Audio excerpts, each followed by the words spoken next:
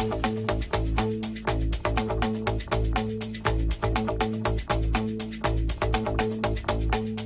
is the North End. This is the North End.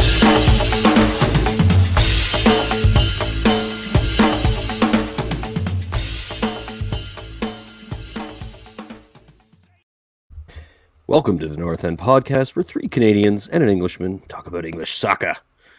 Unfortunately, there's just two Canadians here today. It's a bit of a slow one. The summer, people doing some traveling. Lukey boy's still out in the motherland. So just Paul and I, but looking forward to the chat. Paul, how you doing, brother? You all right? Good, man. And I just want to mention, just because we're Canadian doesn't mean we don't know our goods. Yeah, exactly. Come on. Come on. There was it was recent. I think a friend Stan from the Crystal Palace Toronto supporters got in the back of basically a pundit that tweeted something about Crystal Palace and Patrick Vieira, and it was just a bad pun. It was like I didn't catch the pun. What was the pun? I missed that conversation. He's off to a Deborah start. It's off to a poor start. That's a really bad pun. It's a bad pun. He's guilty of a bad pun. Yes. Yeah. Of course he is. But then he got blasted on social, and it was all these people going, well, of course he's from Toronto. Oh, he's Canadian. Oh, Stan got blasted for it? No, the pundit. The Canadian guy who did it. Okay, yeah. Gotcha. So, and it was just straight up whoa, okay. First of all, overreaction to a bad pun, and also you lost 3-0 to Chelsea, so what are you getting so upset about? And anybody can look at the score of 3-0 and look at that game and say that's a bad start for Crystal Palace. But everybody just went down his throat because he's Canadian and from Toronto. And then I'm sitting there going, wait, I'm Canadian and from Toronto. Yeah. I know my stuff. You can't say that. Yeah, it's a bullshit position. We've experienced before. We've had other guys on, even on our own show, who've been English, who've given even us Luke. A bit of a he's hard like, time. yeah, you guys get it, but you don't really get it. Yeah, exactly. We get the you don't get it business. It's a bit silly, but it is what it is. You know what it is? It's like, yeah, you can listen to Jimmy, but you can't hear Jimmy. Yeah, exactly. From White Man Can't Jump. If anybody's out there who's of a certain age, it's a great movie. Go see it. For us old bastards, you'll recognize it. Was the Wesley Snipes before Wesley Snipes killed vampires for a living. Yeah, and then he went bankrupt after that. Yeah, and now he's a hero again. So it's week one of the Premier League this week. It was really enjoyed it. Really enjoyed it. So many things, so many talking points. I'll bring up the first graphic for talking points, and I'll let you just go through each one of them on the left side of your screen there, folks, if you're watching. Yeah, apologies to anybody who's going to hear me describe this, because we usually have a guy with a much better voice named Dave Convery, but he's a bit of a slippery fella. Missing in action at the moment. Missing in action. So we'll just go with that. More slippery than Lionel Messi in the box. That's what he is. So week one. Do you want to read them out, or do you want me to read them out? What do you? Let's do it. Brentford. Not results yet. Let's do the talking points and just talk about those a little bit, because they're sure, man. Pretty exciting. Opening weekend is always a bit of a mixed bag of not knowing what to expect. So many clubs are not yet fully even assembled. Like a lot of guys are not with their team yet, or if they are, they just got going. And you'll see a lot of lineups throughout this weekend generally, and it certainly was the case this weekend, where you're not going to see these lineups again. These are not normal lineups. These are just like you don't have everybody available. So it's always a bit of a roller coaster for the first 2 weeks. But here's what was great about this weekend. There were 0 draws. Awesome. Nobody likes a draw. The fact that that's happened off the opening weekend is a great start, especially for the top of the table, because that's going to add up towards the end of the season. It does look like home advantage is back, at least for week one. It was gone last season, but 7 out of 10 home games were won, which is pretty great. 34 goals were scored, which is a decent tally. There were 5 clean sheets kept. There was only 2 penalties awarded, which is already an improvement from where we started last year. Those changes, the VAR and the fatter lines, and the I think the winning out of common sense seems to be generally in motion. So I like to see that. And this week's goal scorer, and now in the lead for goals, is Bruno Fernandes with a 3-goal performance, a little hat trick. Out of all of those, and it wasn't even really completely on the list, but you sort of brought it up when it comes to the amount of penalties that were called. The role of VAR this weekend, or the lack thereof of it, was so refreshing. And the way the referees were refereeing the game, they just let the teams play. There was a lot of really physical in every game, physical football, really like strong tackles, but very few yellow cards, and like you said, minimal penalties as well. So impressive. I really enjoyed that. I thought that I hope that stays. I hope they don't sort of revert to what last season was. But if every weekend is like that and the referees let teams play like that and the VAR doesn't get in the way of decisions, and it seems it's now more leaning towards the attacking, the attacker rather than the defender when it comes to how the thick lines are functioning. Which I'm really excited about that. That's it's such a silly change to have thicker lines. Like I was telling, I don't know, my 72-year-old dad the other day about this, and I was just like, yeah, the lines are thicker. He's like, what?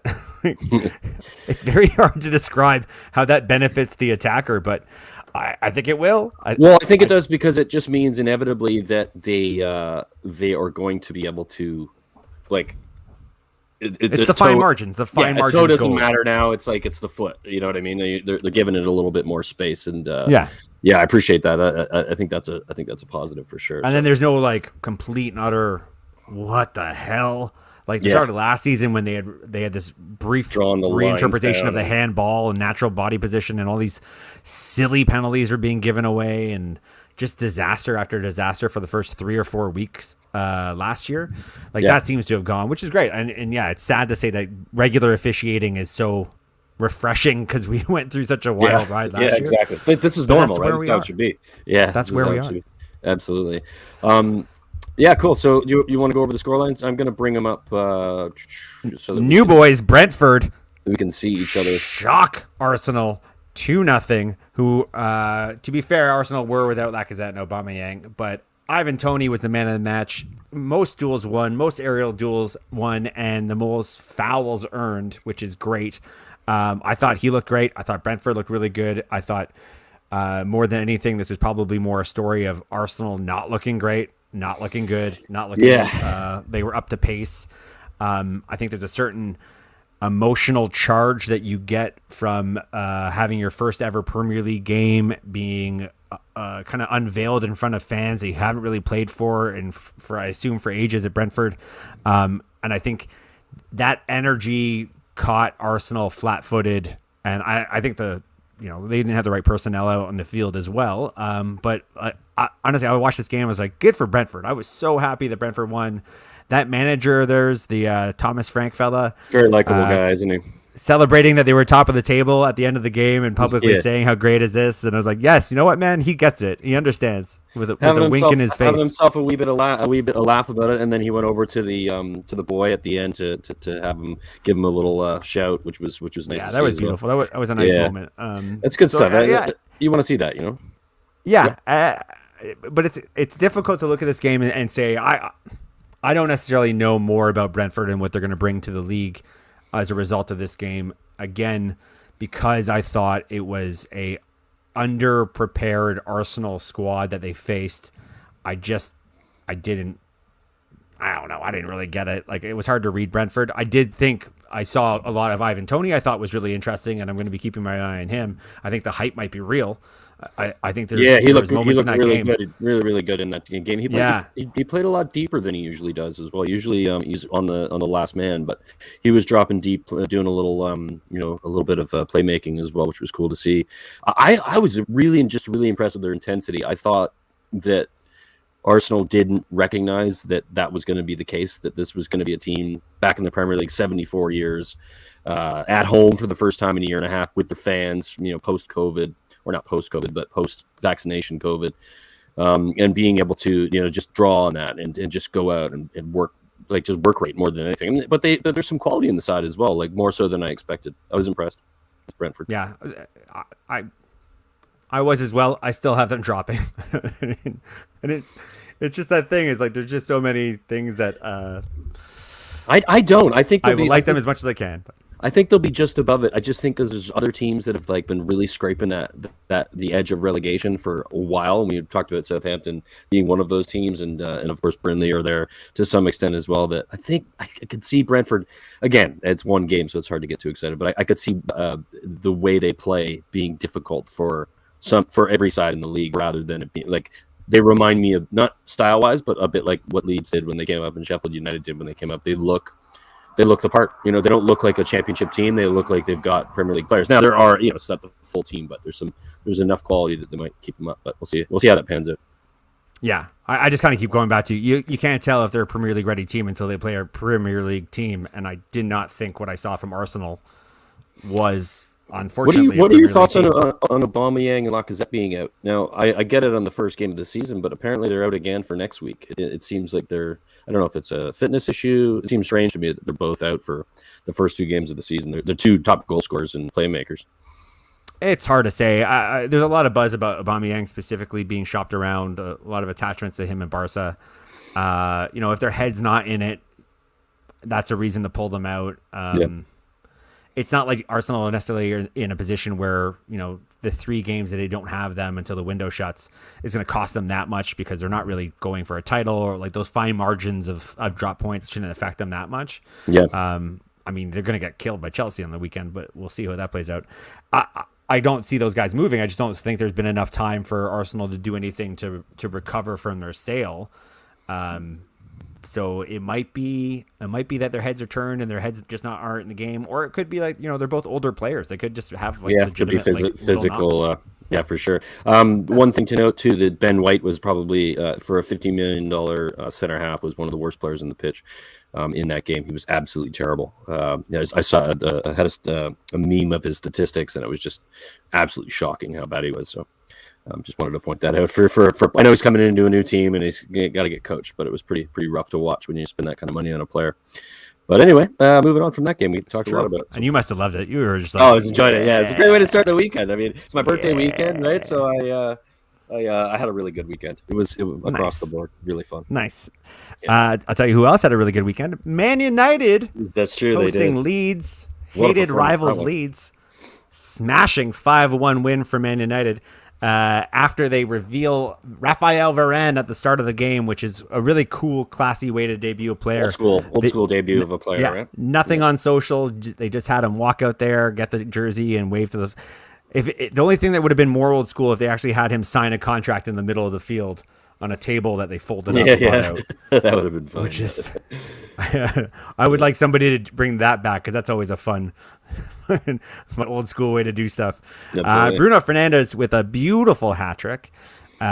Just cannot say enough about how clinical he was. You think he missed the fans? Wow, like he was putting on a show. Yeah, and I don't know how you value like assists more than goals. It's hard to decide sometimes depending on the specifics. Assists, but Paul Pogba with 4 beautiful assists in this game. Yeah, the first ever Man United player to ever achieve 4 assists in a single game. That's the best Paul Pogba performance ever in a Man United jersey. No, would you agree with that to some extent? I mean, what's better? I can't remember. Maybe just in regular season. I'm sure he's played some bigger games for you guys in the Champions League that maybe he performed in, but it just looked so on. I don't think I've seen Paul Pogba, like you see bits of that here and there for Paul Pogba, but it was every time he got the ball, he was doing something special. I was like, whoa, that's levels, man. It looks like he went up a level.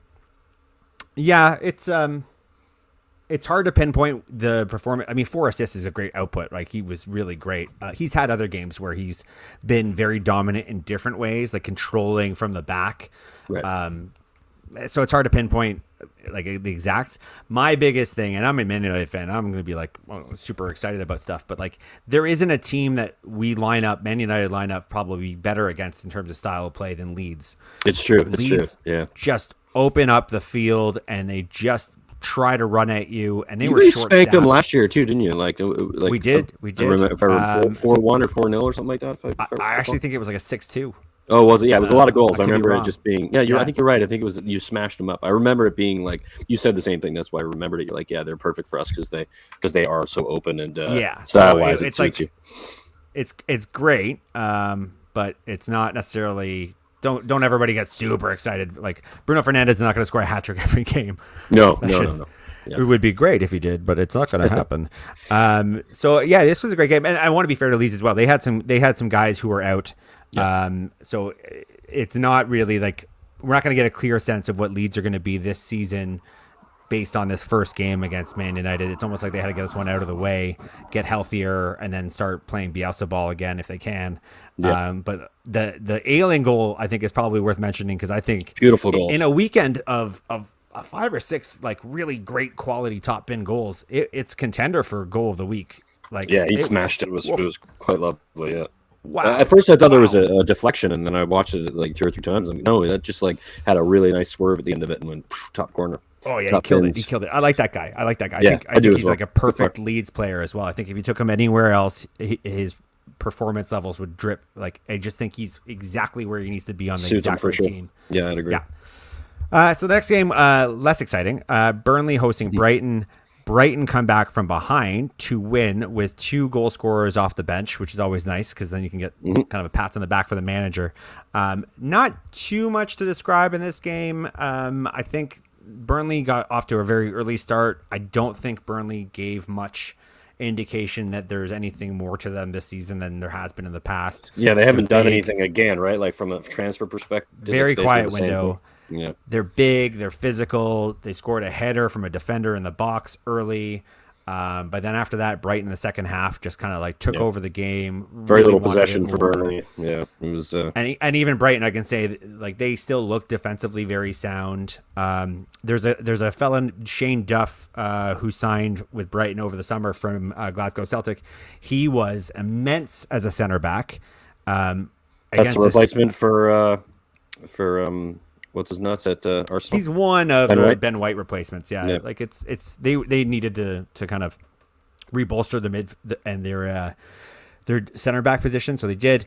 I thought he was great. I think he's the kind of guy that he should be playing against Burnley every weekend, and you would get that kind of an immense performance. I think he's been in the league before, so like if you remember, he's the kind of guy that if it's a physical game, he'll shine. If it's a quick, speedy forward, half his size, he'll get blown by and look a fool and get sent to Glasgow Celtic on the cheap.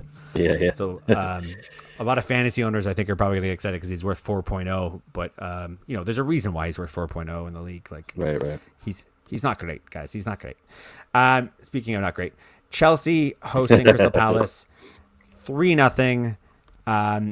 This was just a great watch for a few different reasons. If you're a Chelsea fan, one of the things I like the most of this kind of a game is that I'm going to murder his name, but I think it's Trevoh Chalobah. Chalobah, yeah. Chalobah. Yeah. Chalobah's right. That was pretty close. It was good for you, Paul. What a debut. Yeah, I was just going to say the highlight of this game, obviously Chelsea dominated the game, was pretty comfortable, but that goal, what it meant to him, good to see. Just good to see. Doesn't matter who you support. When you got a player like that that's that young group, it's his club he's grown up with, and he gets his debut. Apparently, he's been playing quite a bit in preseason and performing really well too. So he's kind of. I think that's that Europa Champions League winners. Yeah, played really well in that game as well. His stats in that game was insane. I mean, it's not a great game. Yeah, it's going to be pads to some extent. Yeah, for sure. But it's good to see for sure. Alonso and Pulisic with the other 2 goals. And a quick question, thoughts on Palace here. No, Patrick Vieira. I don't know why he has a job in the Premier League in the first place. He didn't do well in MLS with Montreal. He's not. He was in France previous to that. He hasn't had a good record as a manager in any league he's been in, and he struggles with style of play. And I don't know if you watched this or not. I watched the first half of this game. Went to a couple of the others for the second half, but I did not know what shape Palace were playing. I could not tell what the goal was and what sort. How are you trying to get up the pitch? What's your goal? When you watch the Hodgson version of Palace, you knew it was what it was he was attempting to do. I didn't see it. Did you see anything in this performance from Palace that gives you any sort of sense that Vieira might have an idea of what he's doing? No, but it was such a just hanging on for dear life kind of game as well. That's true. True. I mean, you're playing the champions of Europe. I think one team was Kai Havertz was coming off the bench. Pulisic was flying. There's such a difference in threat level between the 2 teams that I think a lot of the Crystal Palace guys were just, when they got the ball, panicking a little bit because they didn't see the ball that often. It's hard to really know what Vieira's plan is. I mean, it's going to take a few weeks anyways to know that, but to see the debut of his new version of play at Crystal Palace against a Chelsea, I just don't know how much we're going to really learn from that. I think, the next 2 games will probably be against a little less intimidating in terms of just like hanging on for dear life, which is what playing Chelsea would be on opening day, especially when Chelsea are hosting. So yeah, it's a tricky one. But I will say, speaking of the other manager, the mind games have already started because Thomas Tuchel after the game started talking about how they are 4th favorite to win the league, and that they still need to catch up to Man City, Liverpool, and Man United. So I think we're gonna have one of those seasons where all the managers basically say, no, not us, those guys over there, they're the favorites. Don't call us favorites, which is bullshit because you have Lukaku. You're a favorite now. Oh, am I tap dancing because Brian's frozen? All right, cool.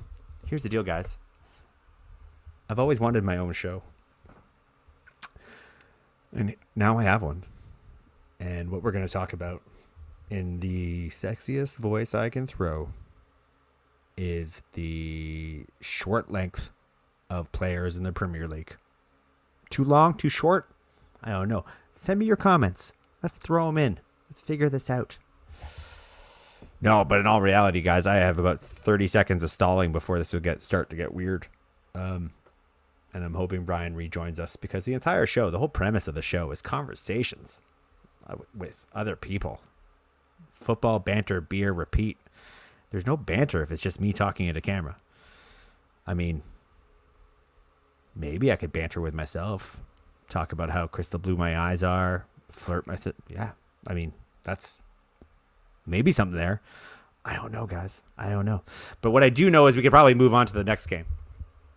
Everton hosts Southampton in what was, a pretty great game. Southampton come from behind, which was a bit of a shock Everton come from behind, which was a bit of a shock. Everton's defense, complete collapse, calamitous moment where Keane gives the ball up to new signing for Southampton, Armstrong. Armstrong with a clinical top right, top bin finish in what could be a sign of things to come for Southampton. And I think Southampton fans got to hope that it is, because without Danny Ings, I don't know who's capable of scoring those Southampton goals. Top right. There's Brian Ireland back in. Sorry about that, folks. Whatever, man. We're just talking. Our fans and I are having a little discussion about Southampton's first goal. Armstrong stripping the ball off of Keane, scoring the goal just inside the box, top right, curling it around the keeper. Calm and composed. Looked like maybe those goals he scored in the championship weren't a fluke. Yeah. Sorry. Who are we talking about? Armstrong. Get everything going there. Oh, Armstrong. Yeah. Yeah. He's come in for Southampton.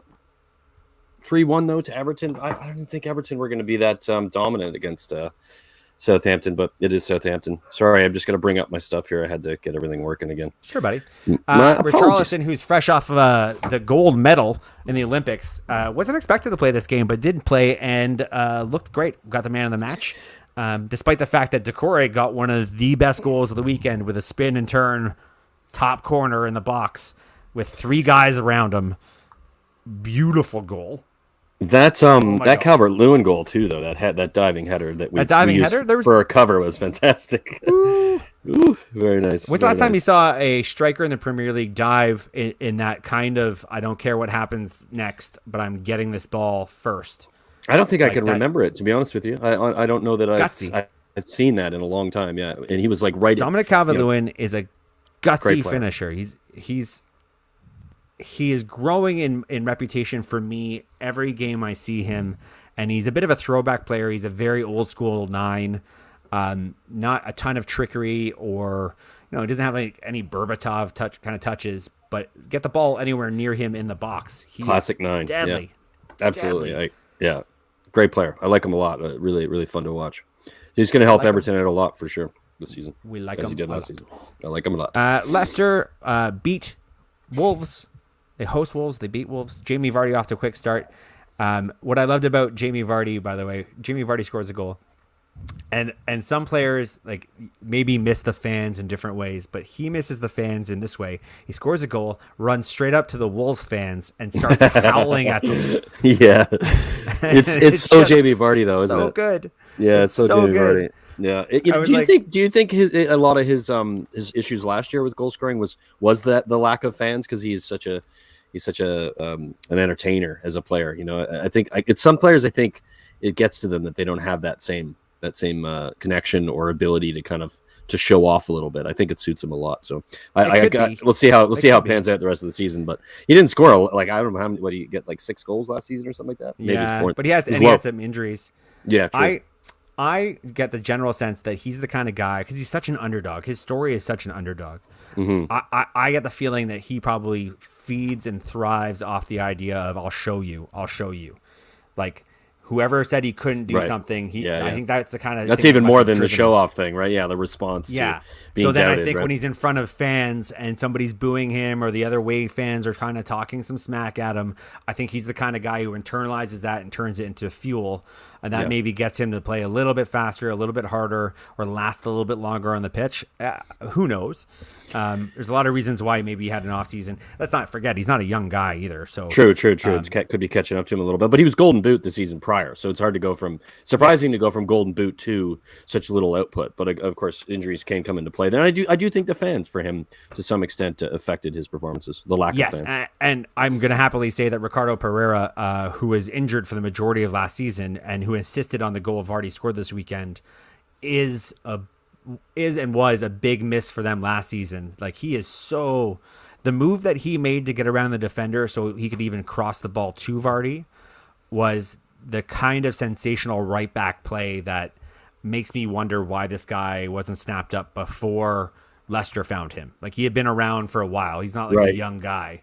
Yeah. He is so good. And it was pretty clear from like that game that they missed him. And maybe even Vardy missed him specifically, because that ball was perhaps some of the balls in that he's going to get are different class compared to some of the other players on the team. A quick question about this game before we move on: what were your thoughts on Wolves? New manager, different style of play a little bit. Did you watch this game closely? Because I did. I was flipping in between. I didn't catch a lot of it, so I know you're a bit of a Wolves fan. So I wondered if you maybe.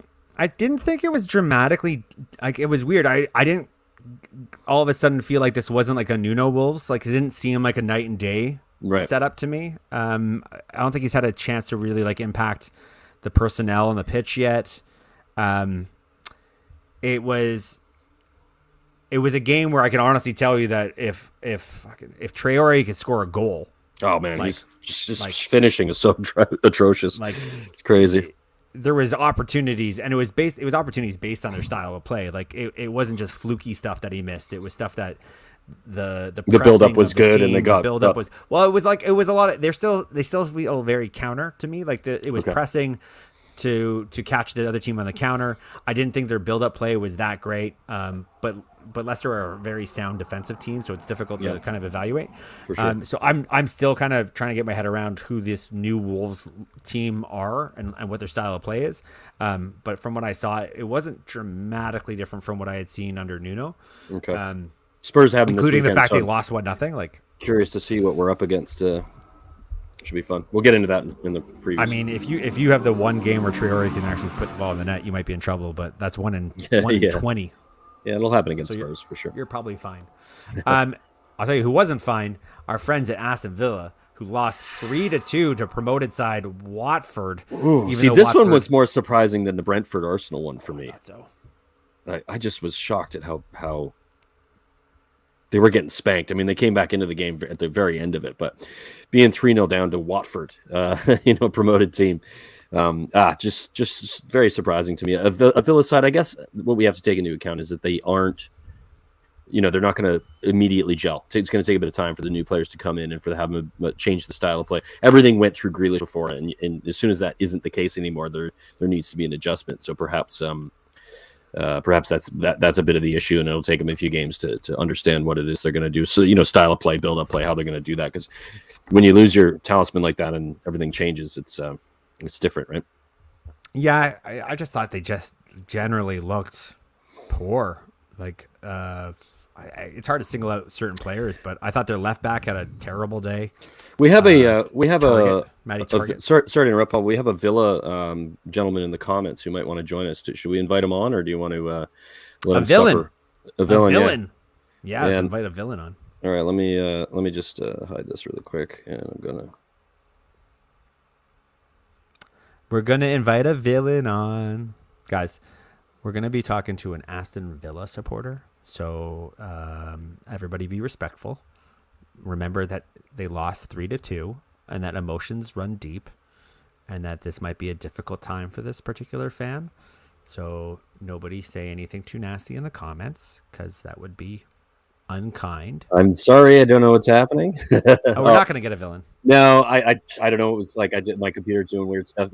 Jean Paul is in the comments, but he's driving, so we're not gonna try, especially with the technical difficulties I'm having. So John Paul, JP California, driving the majestic hills of California, just looking out his window with his arm out, California, just listening to the North End podcast. Just wishing he could be on, because we're going to talk so much smack about Aston Villa, and he's going to want to correct us. Exactly. So we'll just make him listen. It's more fun that way. Sorry, JP, but we'll get you on next time if you're available and you want to make up for the fact that Villa just got beaten pretty badly, despite the last little 10 minutes or so against a Watford side that I don't think anybody would have thought they would score 3 goals in the opening game. What were your thoughts on Watford? Did you get a good look at them, or? They looked fast. Like, I would say I thought some of the speed I saw on Watford wasn't entirely surprising, because some of those guys were with the team when they were in the Premier League before they got knocked down. But I thought their style of play was very reliant on the speed on the wings specifically. But again, I don't know that they did much to create the 3 goals they scored. I mean, one of them, I think it was Hernandez, scored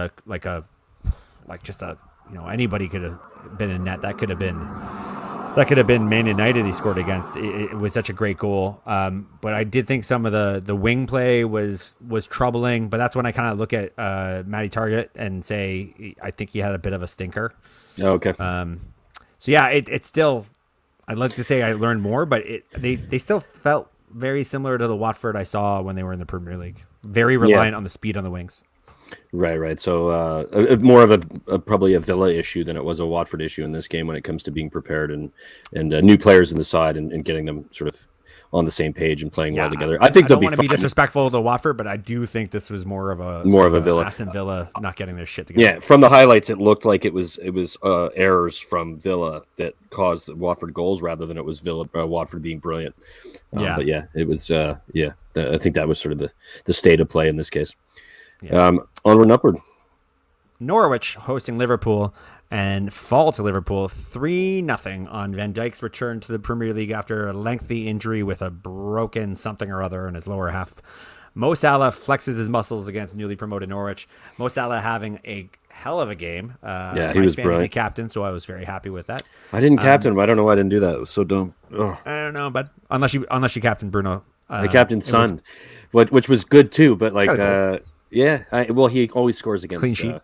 He always scores against City, so I thought that would be a good one. But when it comes down to Norwich and Liverpool, I mean, let's be honest, that was just a mistake on my end. It might have been. It might have been. So I think hard to see what the learning is on Liverpool, because I thought Liverpool just looked like regular Liverpool, like back to like high intensity, good quality Liverpool. I thought. The front three look good, right?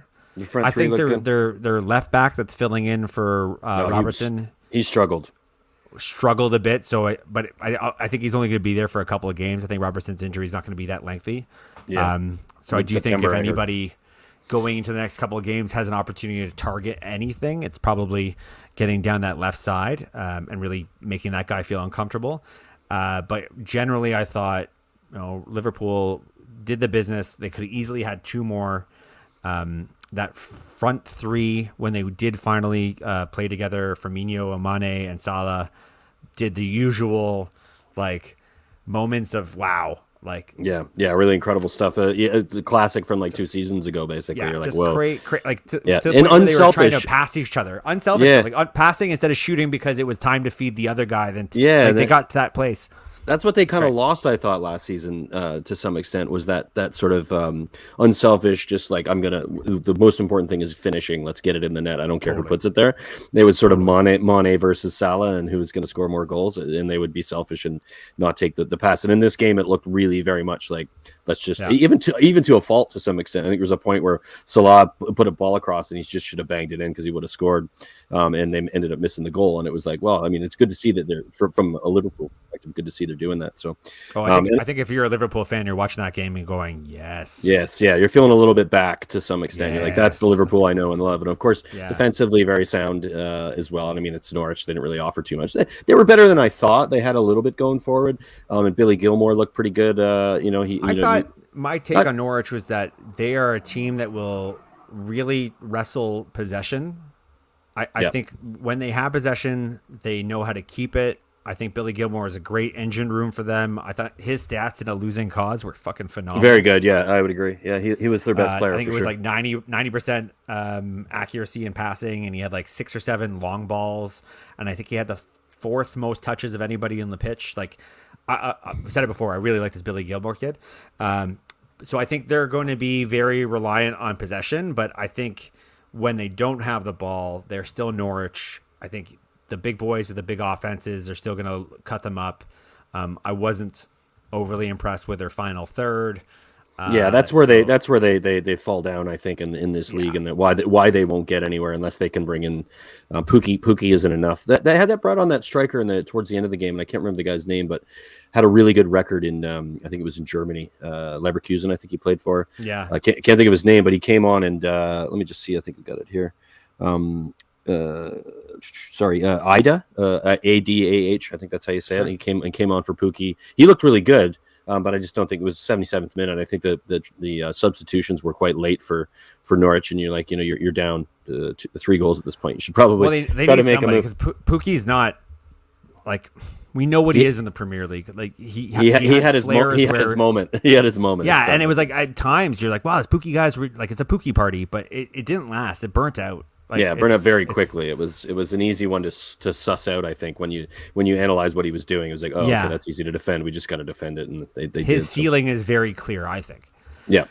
What I will say, I thought was kind of unfortunate in this game is that a lot of the fallout after this game is that the headlines almost the next day were that Liverpool fans were chanting homophobic chants against Billy Gilmore. So ridiculous. Like what? And I'm like, so here's my thought process. My first thought process is like, I was like, oh, is he gay? I didn't know that. That's not nice that you can't pick on a guy like that. And then I read a couple articles, and I finally got to something that described what the actual like content of the homophobic slangs or chants were. Right. And it was like, he's a rent boy. Oh, that's what they used to call Chelsea players as well. Rent which boys. is basically them calling the one Norwich guy who's actually a Chelsea loanee a Chelsea player and insulting him as they would any Chelsea player. And then I was like... Probably not knowing the meaning of it either. Right. So my thought process was like, this poor kid just had his like debut for Norwich. The fans identified him as being a Chelsea player, so they chanted about him being a Chelsea player. He probably didn't think anything of the actual content of the chant. And then it came out as this like... And then the next day, the headlines are, they drive this question, like I had asked, like me going, oh, is he gay? Not that it matters, but like it also shouldn't be something anybody should be talking about his sexuality, period, end sentence, even if he was the victim of homophobic slang. Like it was just this weird. It's just it's what the definition of rent boy is, and it's just such an old school like the chavs. Yeah, it's it's the total same homophobic. Thing. Yeah, it's really gross, and it's just but it's ignorance and not knowing even what it means. Most of them, for them, people probably saying it, they're just saying, "Oh, he's a Chelsea guy. Fuck him." That's how they're thinking about it. Most of them. It's a terrible chant, but I guarantee it's said at every single game against Chelsea. 100%. So why are we bringing it up as being this needs to change now against? Where there's like this one young lad, Billy Gilmore's name attached to it. Like I just didn't like the way the story broke and how he's at the center of it, because I'm sure he'd appreciate not being involved in this story. Yeah, just don't even talk about it, really. Yeah, for sure. It is a horrible chant. Like that chant is dated and But unfortunately, I don't think Chelsea fans won't change the. I don't think they're guarantee. smart enough to even realize what they're saying. So it's for the most part. So, anyways, let's move on to Sunday, August 15th, and there's 2 games. You want to start? Sure. You're so formal. Changing the day. Just keeping it rolling. Newcastle kind of dropped the ball a bit and lose 4-2 against West Kind Ham. of. They were up 2-0. Yeah, just a little bit. Shit the bed. In a pretty complete collapse kind of way. Like it's 4-2, but it could have easily been 5 or 6-2. It was pretty ugly, yeah. And I think it was more a question of everybody just jumping on the back of Antonio, who became West Ham's leading or co-leading Premier League goal scorer ever with his efforts in this game. And missed a penalty though in the 63rd minute. Could have surpassed the title. And after the game, he was told this, and his first response was, "Not bad for a right back," because if you don't know, he started off as a right back, and he was played out of position for a few seasons. And when he got the chance to play as a striker, which is his preferred position, people kept commenting on the fact that he's a right back, and now all of a sudden, nobody has scored more PL goals than him. It's a tie. I love it. I love this guy. Honestly, I love this guy. Every time I've ever heard him in interviews or told his story about where he's from, the under the radar kind of aspect to his, he's almost like if this was the NBA, he'd be the equivalent to an undrafted player that made it. He's like the Fred VanVleet of Premier League, and I love it.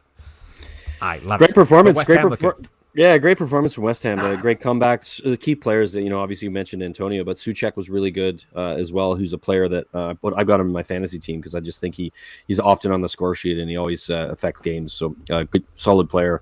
They're sort of kicking off from where they left off, despite the sort of slow start in this game being down 2-0. They do look like they're going to be difficult to play against again this season, which is for some of us, I'm not happy about it, but good on them for West Ham to maintain the levels. They're looking good for sure. Yeah. Let's see if they can continue. Their run of fixtures gets very difficult after week 3, I think. So they kind of need to have a bit of a run to get some points up, because I think their next, like I think from week 4 to week 8, something like that, it's all top notch competitive. Fixtures. It's going to be difficult. Yeah, it's going to be difficult. Yeah. Speaking of going to be difficult, speaking of, yeah, baby, Spurs host champions Manchester City, and I don't want to say shock because I don't think it's quite a shock, but do surprise many. But it's a bit of surprise. Do surprise many and come away with a 1-0 victory over the champions. Mm-hmm. I will say this was not Man City's A squad. There was nor was it Spurs A squad. Nor was it Spurs, which is fair. But there were a number of players not playing or available to play for Man City.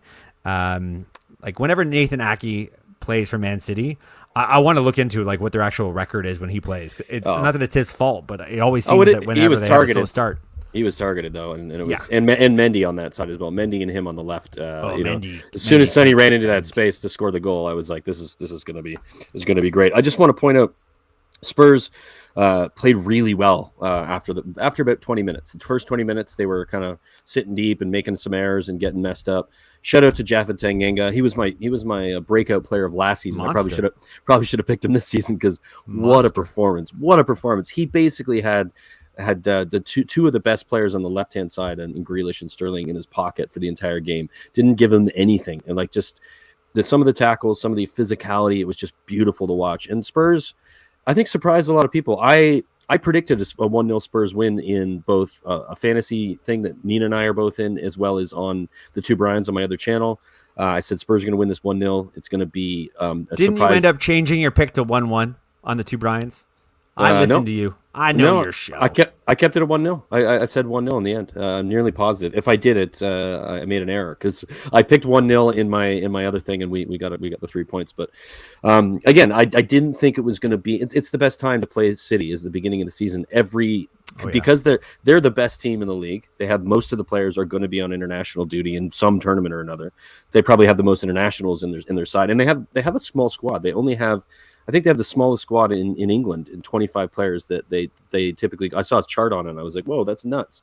It's really deep in the positions that they have, but it's not deep in that there's a third player for each position that you'd see in a lot of other squads. So, a really great result for Spurs. I think they played really well, and it's surprising, but at the same time, really nice to see from Nuno the style of play, the 4-3-3 he stuck with. He played that way against Chelsea and Arsenal, and I wasn't sure if he'd keep doing it, but it's working. And like Dele Alli runs 12 kilometers in a game, 3 more kilometers than any other player.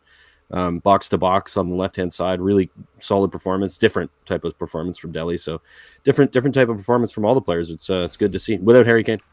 So can't really talk about this without getting into Jack Grealish's debut for Manchester City. Yeah, should do. 100 million transfer.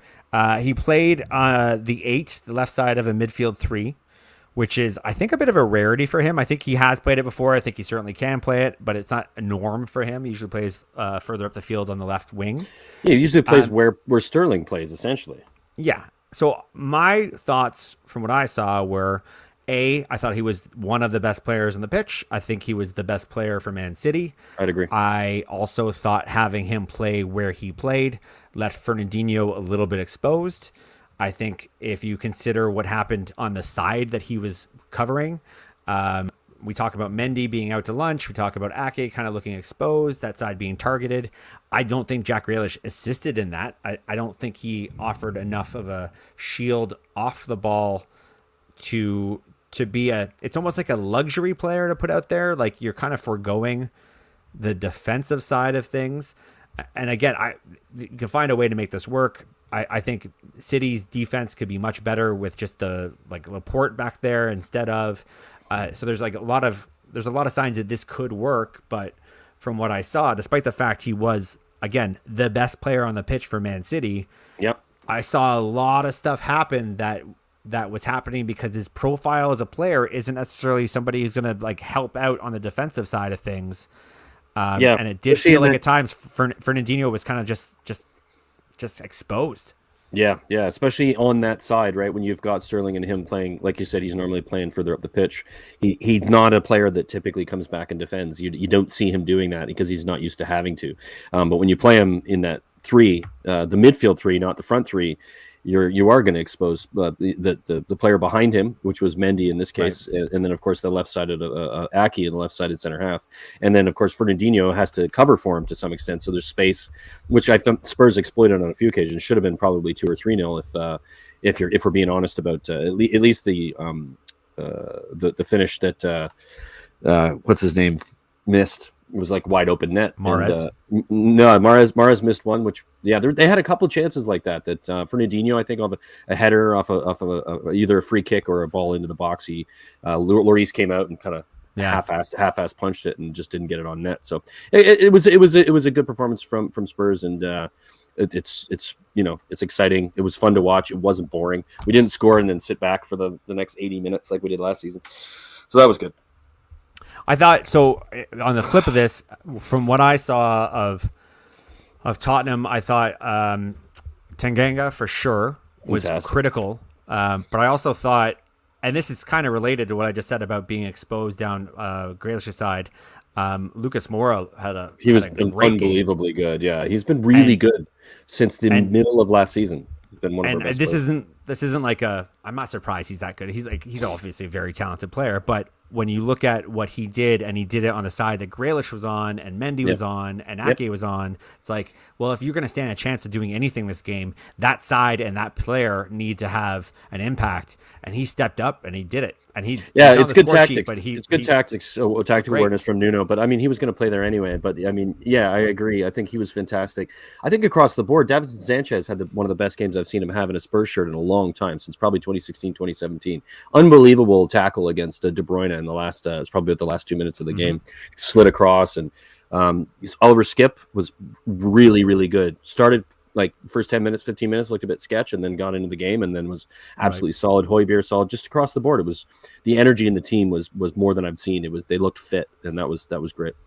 So we are going to move on from this game because obviously we have time to move on. New games to talk about. So this isn't related to this game, but it's related to these clubs, and I just want to do a little Harry Kane check-in with you because as of today, the old Harry Kane check-in. The new rumors are, in no particular order. First, that he is not traveling with the squad for, I think it's tomorrow's game Yep. for some sort of European qualification game.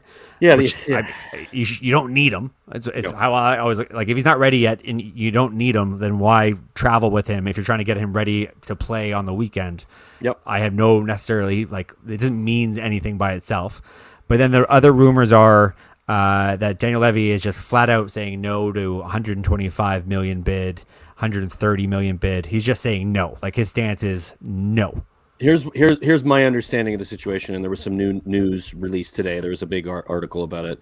What I think is the likelihood is that he has given them a price, and that price is my understanding is 150, and they want him to answer the phone, and he said, "I'm not answering the phone unless you're prepared to pay the 150." And they're like, "Well, we want to negotiate," and he's like, "There's nothing negotiable. You either give me 150 or I'm not talking to you," and that he's not talking to them, and they don't want to pay over 125. And I think it's the right thing to do, unless they sell players. Now, I think they came out and said, Man City said today that they were like, we can't really afford to buy a big player like this without selling some players. Well, go sell some players. You've had a lot of time to figure this out. You've had a lot of time. You know, they were in form before the Euros, so this isn't like a new situation for them. Yeah. You have a ton of players who said they want to go. Sell them. You know, you could sell Jesus, sell Bernardo Silva. These players you can get some money for. I mean, you're not going to make money or get money the same type of money you would have gotten previously, but you know, there's money to be made if they want the player. So I always wonder about that, because is there money to be made when all the clubs know that you're desperate to sell them on? Like, Silva at Atletico Madrid for 10 million when you know you can get him for 20. It's like I don't know that I would want to sell him for, like, even if I got funding for Harry Kane, like, it just feels like. But that's the position that Spurs are in, is like, well, as soon as we spend 150 million or as soon as we get 150 million or even 130 million, how do we replace that player, knowing that everybody's going to be like, that's Harry Kane money. We're going to, you know, if you want our striker, it's another 20 million, 30 million on top with 2 weeks left in the transfer window. I don't think he's going. I don't think he'll go this transfer window. I've said it from the beginning, and for the exact same reason. I don't think they want to pay the money that the club thinks he's worth based on the contract, and I think he'll be a Spurs player for this season.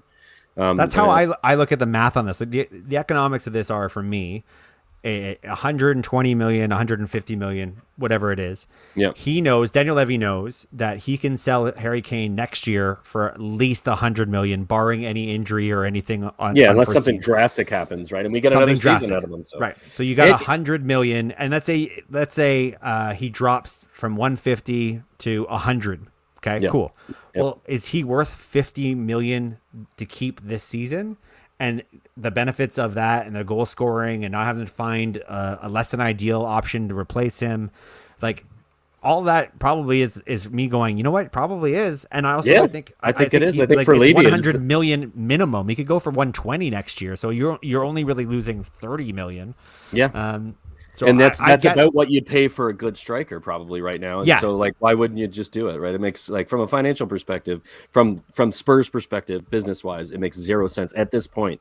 Had they been able to get it done sooner and had just said, we'll give you the 150 like 3 weeks ago, the deal would have been done.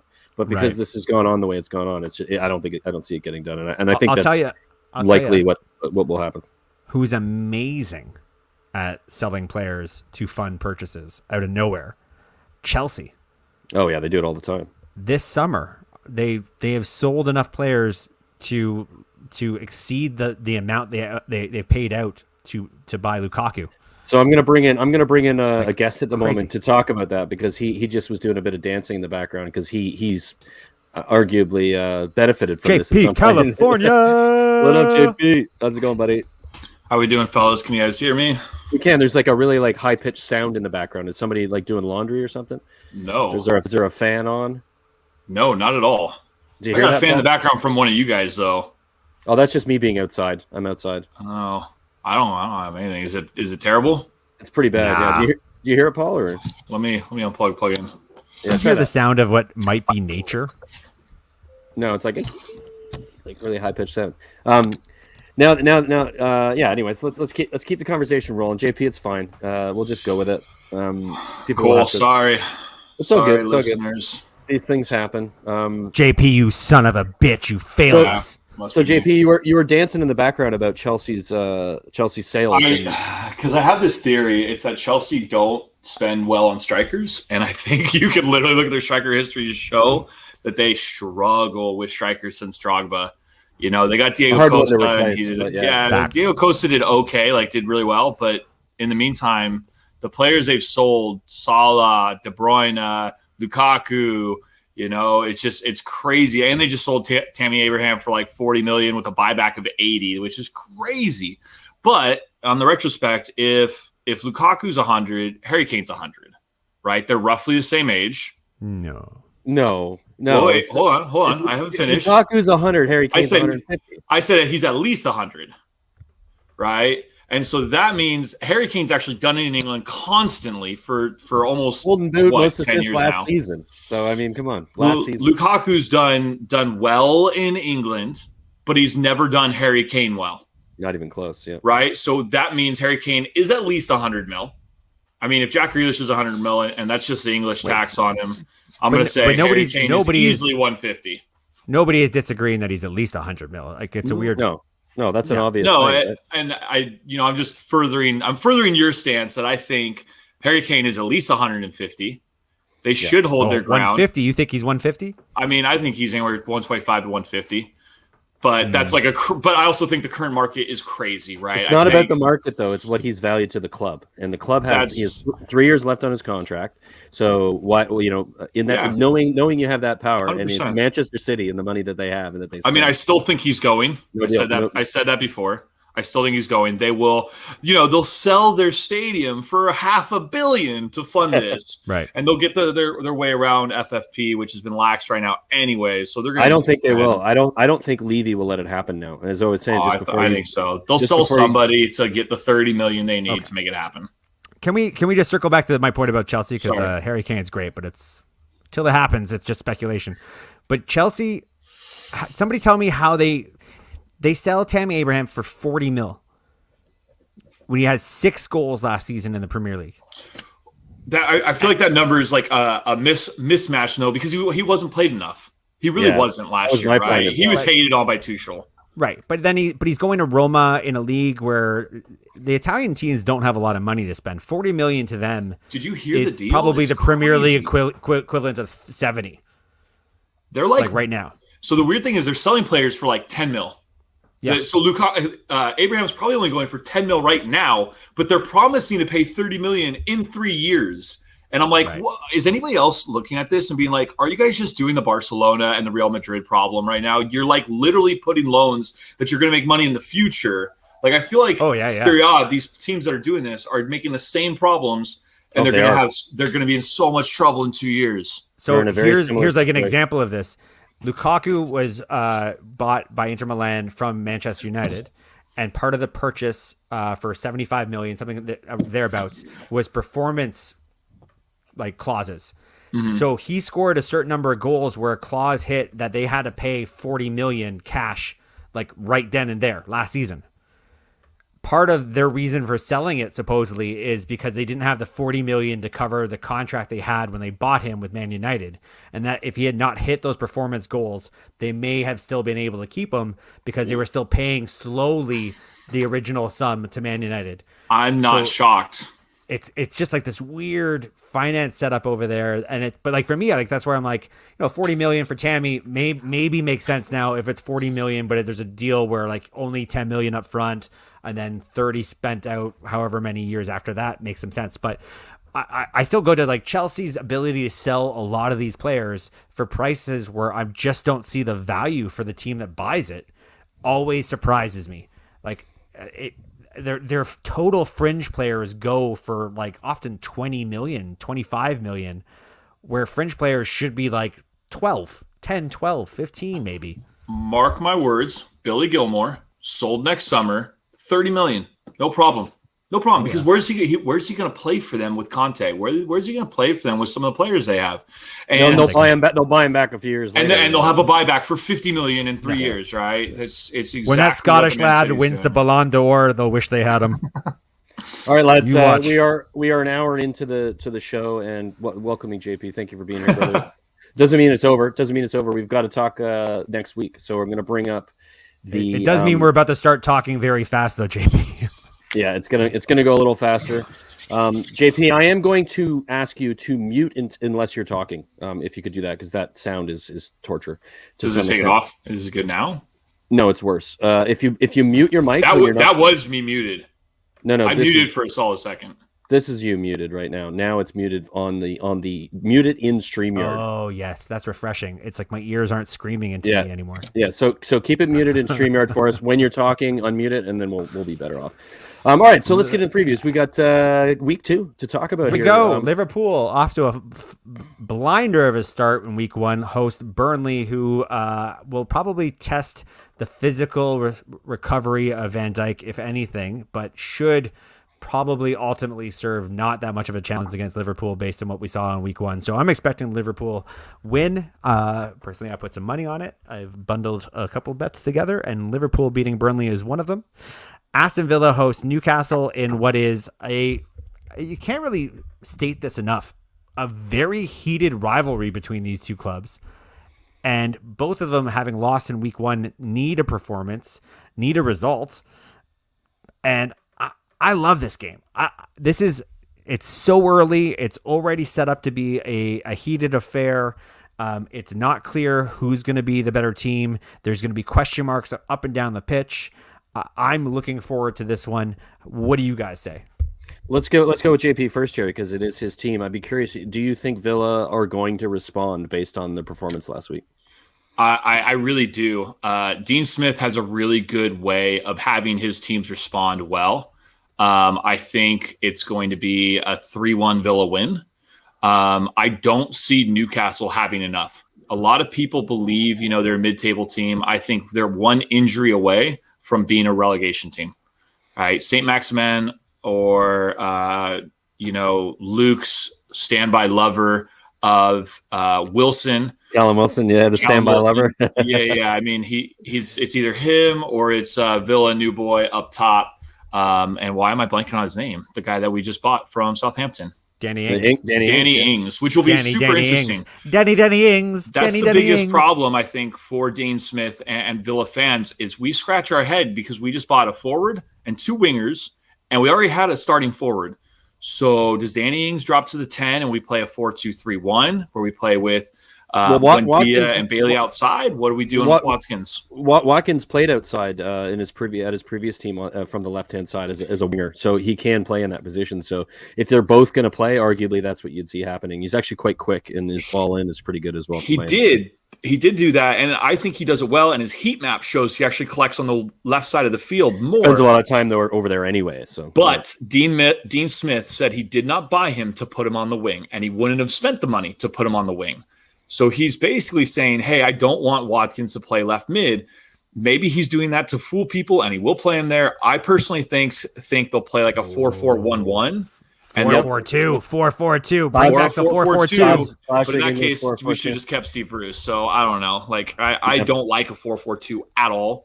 But it's going to be really interesting because they bought him. So what are you going to do with him? Yeah, and I think also let me just chime in here. I also think in that thought when it comes to Ings's injury record is pretty poor. He was injured as many games last season as he played. So maybe it's just like having good quality in that position, having good solid depth, and ensuring that if Ings does get injured, you've got a player that comes in and they don't lose goals in the striker position. Now I don't know if Ollie Watson's gonna be happy about that. It means he's gonna play less football, but yeah, I think that's probably what he was thinking in that case, because if you look at Southampton last year when Ings wasn't in that side, they struggled massively, and I don't think Aston Villa want to put themselves in that position. Is there anybody on Newcastle's squad that you're like, oh, we're in trouble now? Like I know Wilson is like beloved, like in a weird like almost looking up to him like a father figure kind of way by Luke. And I just wonder, like, is his goal scoring record against Aston Villa as dangerous as I remember it to be? Which I think he always scores against you guys. Is he the danger man for you guys at Newcastle this weekend? I mean, I am scared of him a little bit. I'm more scared about St. Maximin, because the guy from Watford, the quick winger, destroyed our left back Matt Target, and I think that's basically the exact same showdown again. And if Dean Smith doesn't change it, we're in trouble. But I think he's going to bench Target for his performance this last Target weekend. Got skinned, right? Like, I was picking on him when we were talking about the game, and I felt like kind of guilty, but like, he got skinned last week, right? It wasn't even close. I saw that and I said, that's poor defending. And then I said, that's poor defending. And then I said it a third time. And then I realized he'd only done one preseason 90 minutes. He had played 15 other minutes besides that in preseason. He's not to the races. He's not ready. He yanked him at halftime. Yeah, right thing to do probably. Difficult for confidence, but if he's not ready, he's not ready. You gotta get him out of there if he's going to be that much of a problem. All right, let's move on, folks. Palace, Brentford. Crystal Palace hosting Brentford for Brentford's first ever away Premier League game. I hope the Brentford fans have a really great time on the road going up to London. This will be probably the first chance we actually get to see Patrick Vieira's style of play in any kind of really digestible, analytical way. I'd be shocked if they're like barely holding on against Brentford, and if they are, I don't know what Patrick Vieira's employment situation. Just a quick note. Like. Just a quick note for you, Paul. Brentford is in London, so it is a derby. Is that where Brentford is? Yep, West London. Where in West London? Yep. So does that mean West Ham are their primary rival? Like, do they even have a primary rival? West Ham aren't in West London, really. So no. It's just like, the who West. Would Brentford's local rival be if they've Chelsea. never been in the Premier League? Chelsea probably. Yeah, like Chelsea, Fulham area. Fulham, yeah. But like, would that even be a real rivalry if they've never really? I mean, when would they have played each other? 74 years ago that they've been in the top flight, so it wouldn't be a rivalry at all. But that's gross. They are a West London team, so this is another London derby with Palace versus Brentford. Comfortable Brentford win for me. Stan's gonna love that. I'm gonna go with a 2-2 draw, fellas. I think Crystal Palace will just have 10% possession and get 2 crazy goals from Zaha or somebody, and it'll be a 2-2 win, and Brentford will be happy. I mean, they should be. I like Brentford to win this. I think Crystal Palace miss as a more than I think they know. How injured is he, Paul? Is he? I think he's stretched for a while. Like, I think it's going to be a few more weeks. Yeah. Yeah, that's a big miss for them least. For sure. Transition game is massive when he's in the inside. I mean, again, it's hard to say what they're going to look like or what their shape's going to be or who they're going to have out in the field. It's so early, but I think what they played with Vieira was almost like a 4-4-2 to start the game against Chelsea. I just didn't see anybody that I thought was a skillful creator.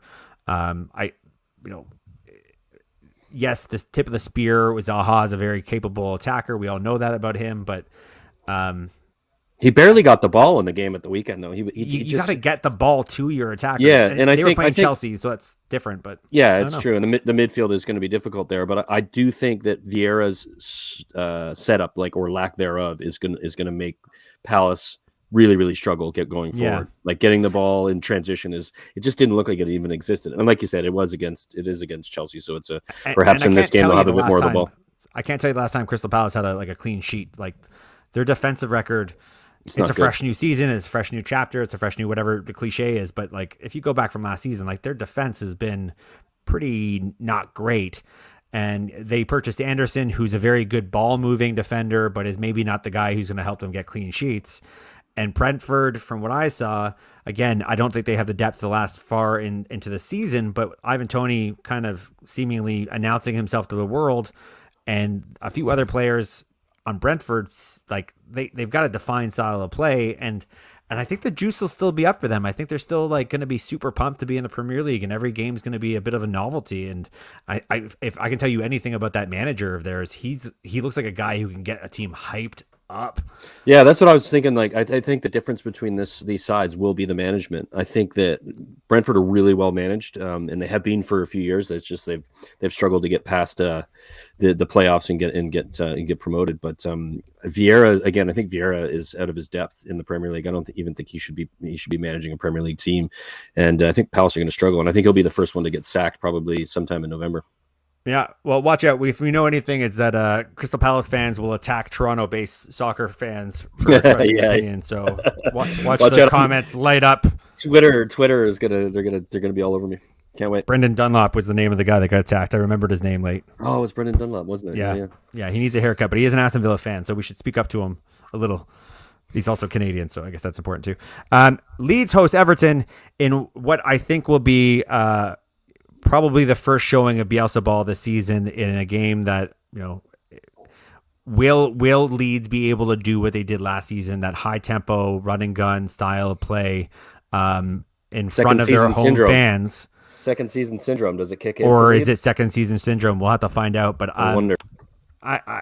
It's still very early days because Rafa Benitez, I'm still trying to figure out what his Everton look like. I think they probably have too much for Leeds right now because I don't think Leeds are 100% healthy.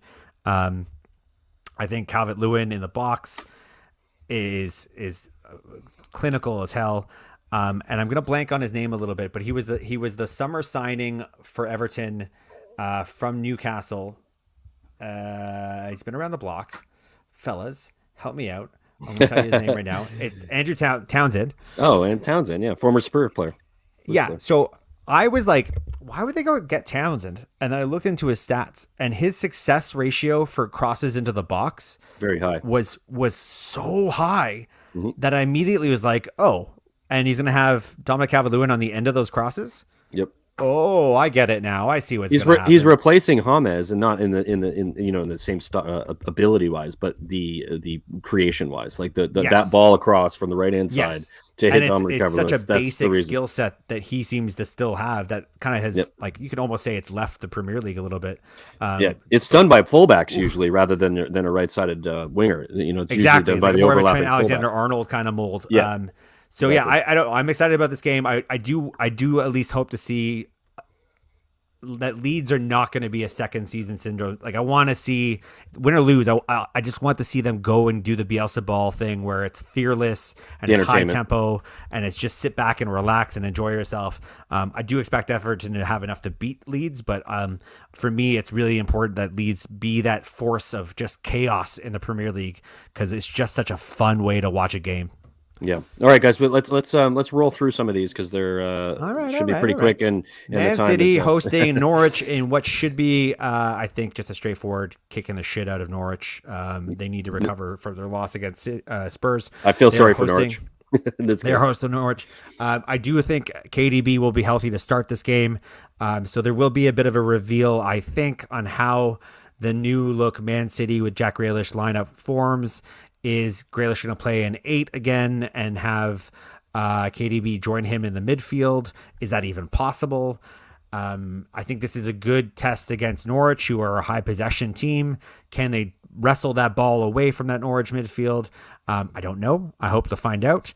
But I do think this is going to be a tough day at the office for Norwich. Yeah, it's going to be ugly. Yeah, for sure. I think I'm going to maybe PVR that one. Brighton are going to host Watford. Not much to say about this. I think it's still pretty early days for both teams. It should be an entertaining one. Brighton have no significant injuries. Watford are just coming off a win. This will be their first road trip of the season. I tend to think Brighton will have it because it's going to be a home game. But classic mid-table Premier League game. Probably a nice couple of goals. It'll be a lot of back and forth. Probably some really poor errors as well, just from some of the bad defending that will take place. That'll be the thing. Southampton host Man United, who, if memory serves correctly, beat the holy hell out of Southampton 9-0 last time they played back in February.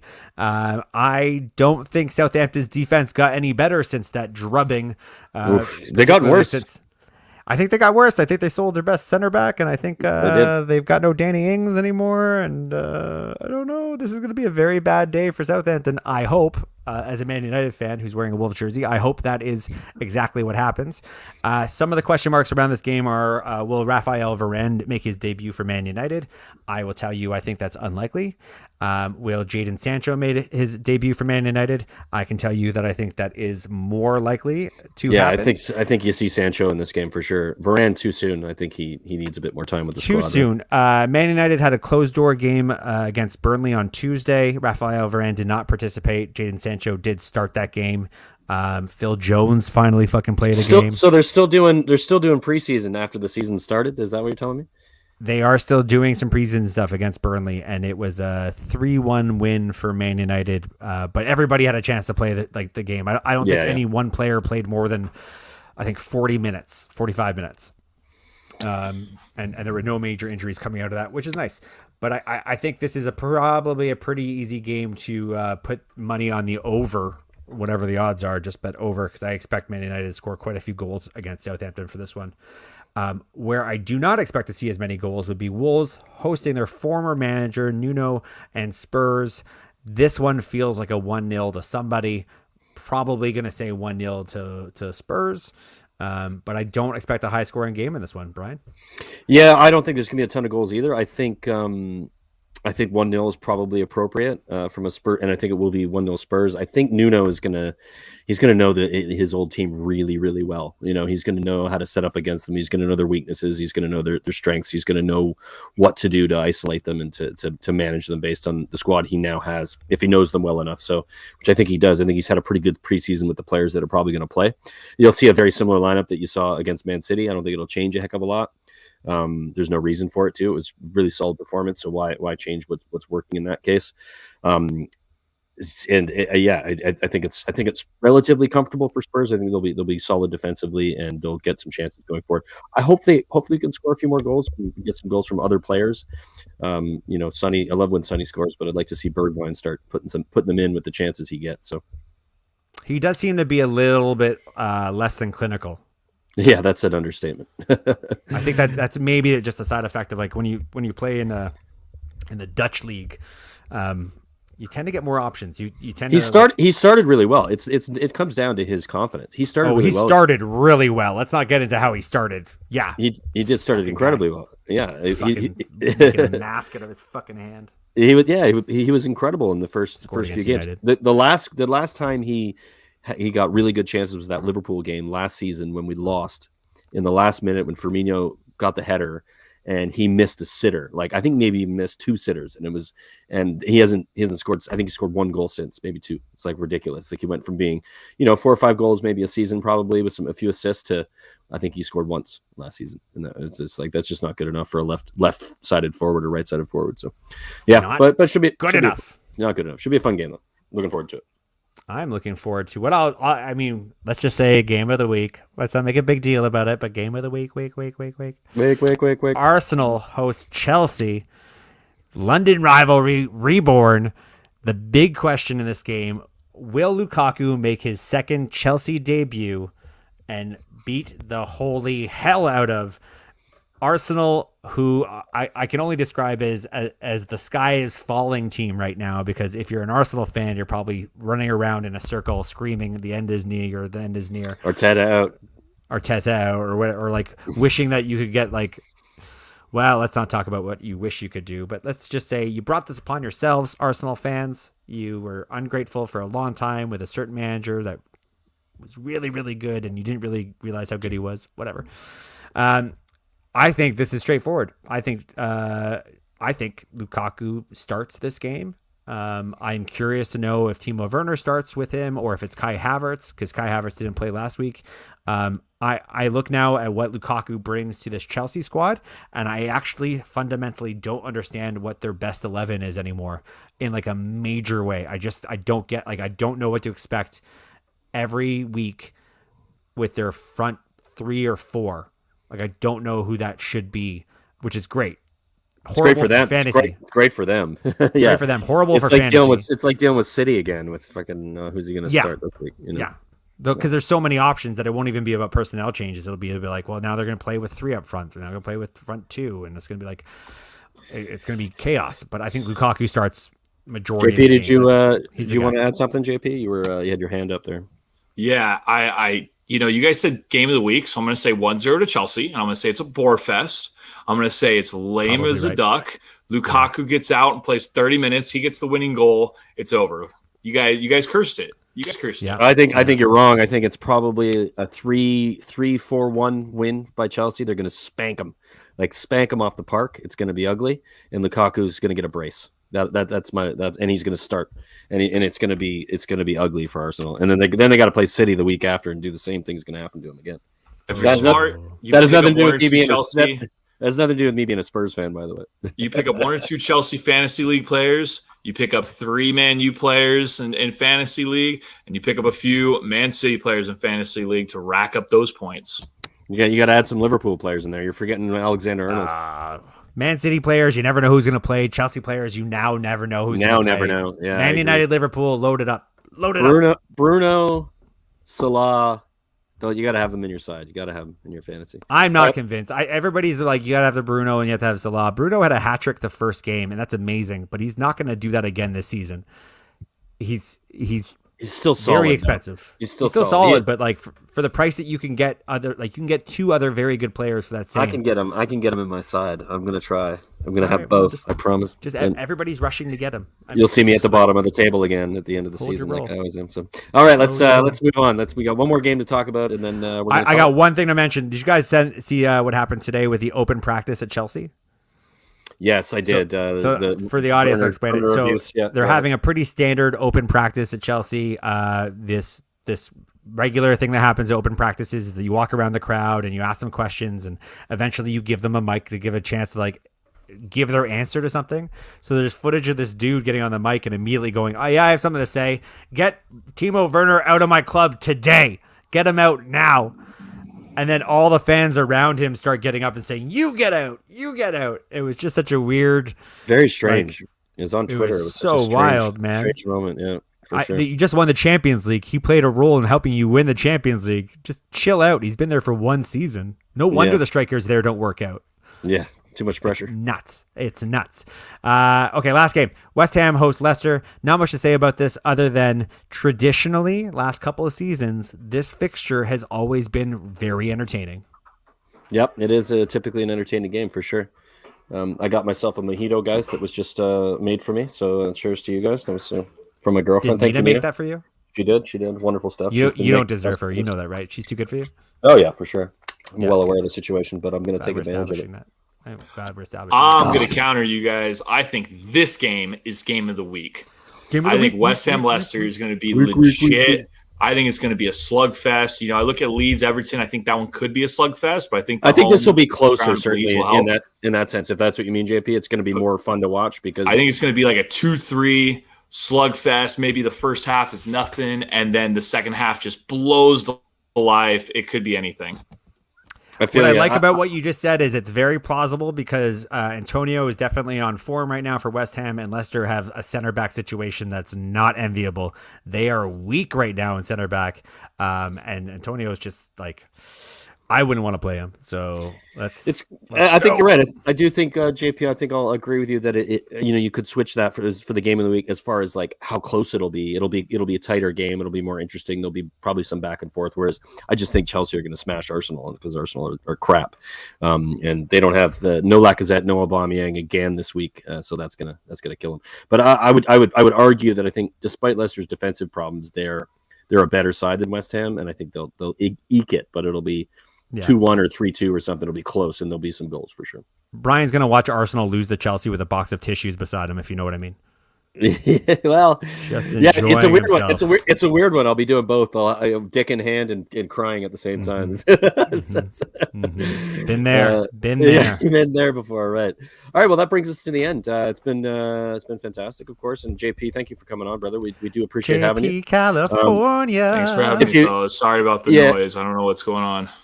Yeah, your mic is problematic. So if we're gonna have you on again, you're gonna need to confirm that that's not problematic anymore. Because I don't know what it is. It could be a USB connection. It could be. It's definitely your setup, your headset with your mic that is causing. You got to turn the vibrator off if you're gonna stick it up there for a show. But thank you, JP, for hopping on. It's been a pleasure to have you on, and we'll definitely have you back. And any last words, Paul, before we end the broadcast? No, man, I'm just so fucking happy Premier League is back. I just got so tired. It was a great weekend of football and shit, like actual football being played and like with fans. The were goals that were incredible. Scored this first week were so goddamn good. Like every game was entertaining for different reasons. It was such a great weekend. It was such a joy, and then of course having the fans to add to that joy just made it even better. Just seeing the celebrations and the fans going nuts and the limbs flying. And brilliant. All right. Well, thanks for listening to and watching the North End. We got some transfer show. Will be back hopefully next week. We apologize for not having it up. Maybe Paul will do one. Our colleague has been out of sorts for the last couple of weeks, so we'll just. Did you guys hear that Lionel Messi went to PSG? Yeah, that happened. Breaking news. So look for the Transfer News show on Monday, and we'll have another podcast next Wednesday, and we'll see you then. Cheers. Thanks for watching.